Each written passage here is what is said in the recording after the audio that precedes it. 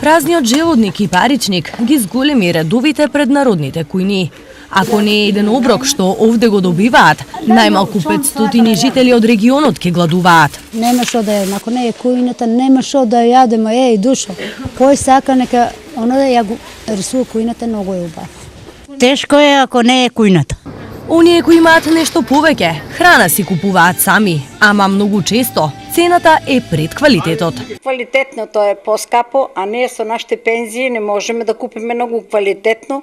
Гледаме што е поевтино, 5 динара, 2 динара поевтино на пазара, ојдеме да пазаруваме, гледаш што е поевтино. Некогаш на капани пиперки гледаш поевтино, одбереш там со 20 динара. Гледаме джигерче, копанче, што е поевтино тоа, а квалитетното место не можеме да купиме, ние скапо е за нас.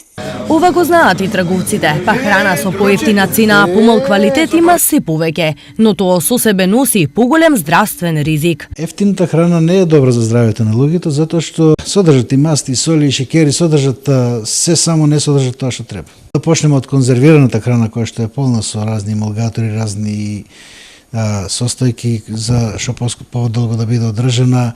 После да почнеме и за увозното месо, кое што од Јужна Америка често пати се увезува кај нас, кое што треба да се фрля кај нас се увезува. Неквалитетната храна може лесно да се препознае ако се прочита декларацијата.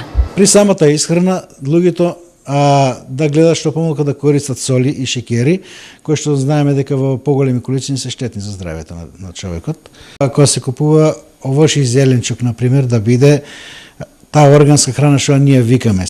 Значи, таа е препорачена да се користи.